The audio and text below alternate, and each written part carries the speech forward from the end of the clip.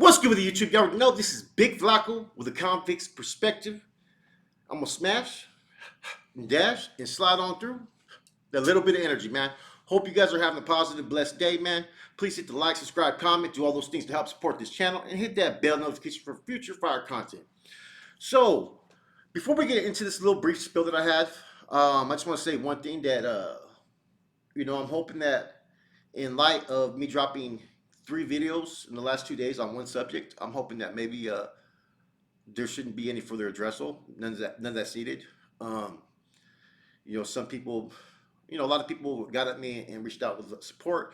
You get the little haters here and there that want to make their comments, or just certain people that just take offense just because they don't like certain individuals. Hey, it is what it is. YouTube's never going to be perfect. I'm never going to be perfect. But at the end of the day, um, I was hoping to address this one time so people could get a clear understanding of where I stand. Instead of, I want people to know that I have no problem doing this YouTube thing, staying in my lane, and not going into other people's business. The YouTube guard has been hot, and there's been a lot of people that have been calling shit out.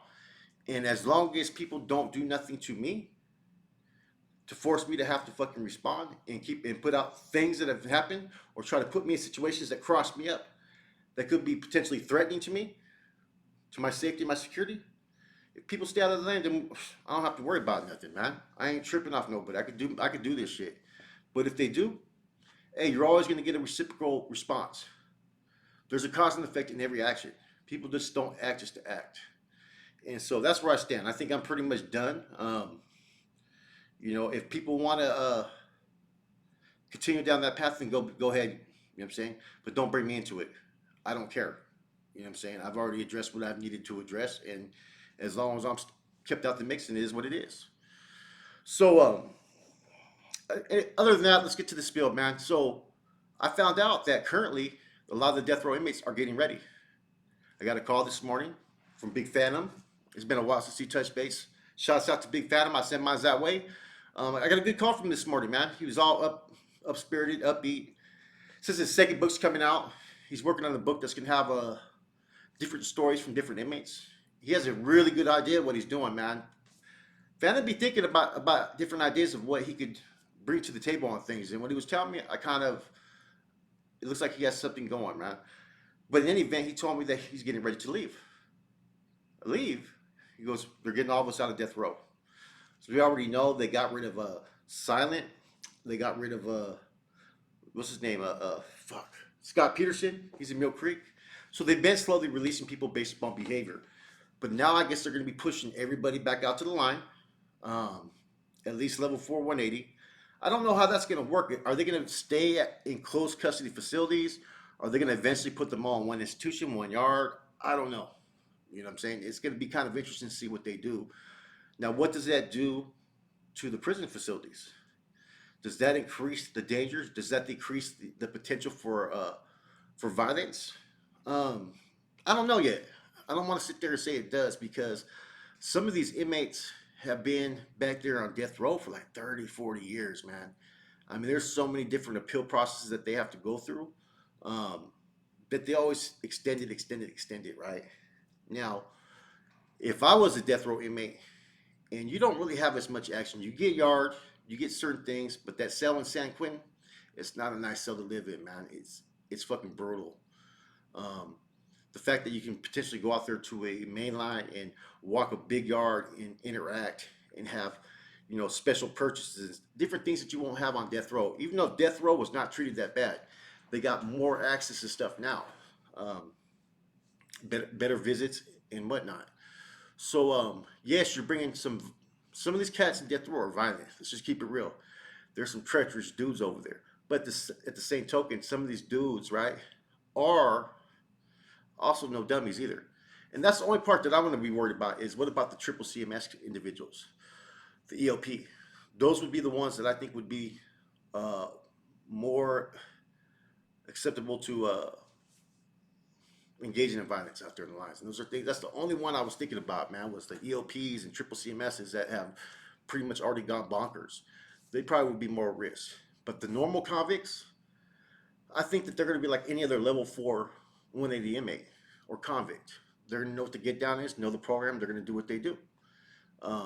The unfortunate thing though is if one of them has to take action for whatever reason, you know what I'm saying, it paints a negative picture of those on the road. Well, we shouldn't have released about and this and that. You know what I mean? But I think it's kind of cool that they're all getting an opportunity to get out there and you know, if like I said, I've said this. My stance on the death penalty case is this: unless you've done something against a child, right, or an innocent woman or elderly, I'm not really a supporter of the death penalty, right? Because there's been a lot of people who've ended up, you know what I'm saying, catching cases because they were out in the streets, they were gang banging, next thing you know, they're clapping back. There was a lot of bad examples of that, of people getting death row back in the days.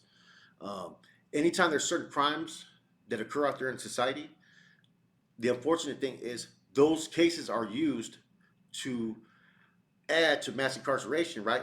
And charges that will affect someone even more than the past, right? It's like with Scott Peterson, not Scott Peterson, what's his name? That one dude, what's his name? Richard Allen Davis with the three strike law. That dude had all kinds of fucking prior fucking like deviant type of cases against him, right? But when they enforced that law based upon his case, they used it as a leverage tool. It didn't affect people like him. It affected the person out there that'd be out in the streets grinding, stealing for their families and stuff like that. It's the same thing with some of these crimes when it comes to violence. It's like the mass shootings. When these mass shootings occur, what ends up happening? It ends up affecting those that know how to control themselves with a gun. You know, guns don't always kill people. I don't believe that. It's people that kill people. And sometimes not we as in anybody, will suffer consequences because a select few individuals make the choices, decisions. Either they're mentally out of it or whatever it may be. But the mass of people don't act like this. It's the same thing with some people on death row. Some of these people are in there for like I said, drug deals gone wrong. You know what I'm saying? Gang banging. Personal vendetta. You know what I mean? Something happened that made them snap. And I think that certain crimes you can still, what do you call, what's the right word I can sit there and say? Certain crimes, I really believe that eventually you could be rehabilitated of. It's like a young kid, he catches two hot ones because he's gang banging out there in the streets. You know, you adapt to your environment. You live by the sword, die by the sword. So out there, it's a dog eat world, right? If you don't act, anything can happen. And so that's my thinking process on that, man. Um, but the ones that are sick, those are the ones that have committed crimes against kids or, tortured animals and stuff like that. Those are the ones that probably have a few screws loose and that they're probably never going to be able to be rehabilitated, man. So, yeah, I talked to Phantom and it sounded like he was excited. Seems like they're going to be moving all of them out pretty soon. And like I said, CDCR is a mess right now with the non-designated program yards, the SNY. I don't know how they're going to house these people. I don't know if there's going to be an uptick in violence or if they're going to lock people down. We don't know yet. There's already been a surge in violence that's occurred because of some of the stuff that's been going on. So I don't anticipate it to change, but we'll see.